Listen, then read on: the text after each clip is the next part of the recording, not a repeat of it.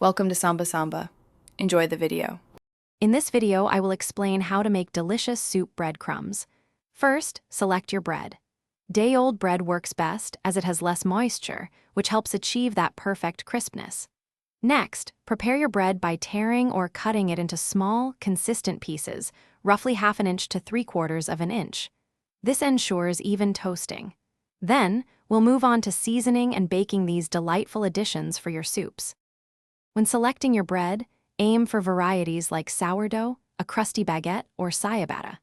These types offer a great texture and flavor profile that complements many soups. Try to avoid overly soft or sweet breads, as they might not achieve the desired crispness. Once you have your bread, cut it into uniform cubes, approximately 1/2 inch to 3/4 of an inch. Consistency here is key for perfectly toasted crumbs. Now for the fun part, flavoring your breadcrumbs.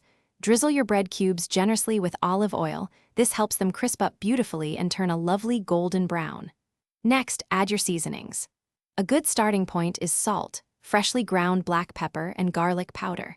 Feel free to experiment with dried herbs like oregano, thyme, or even a hint of rosemary. For a little kick, a pinch of red pepper flakes works wonders.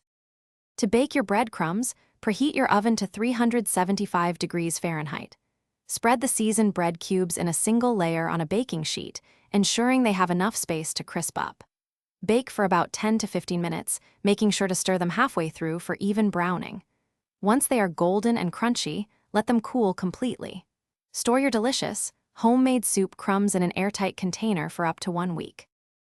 Thanks for watching. Consider subscribing if we helped you.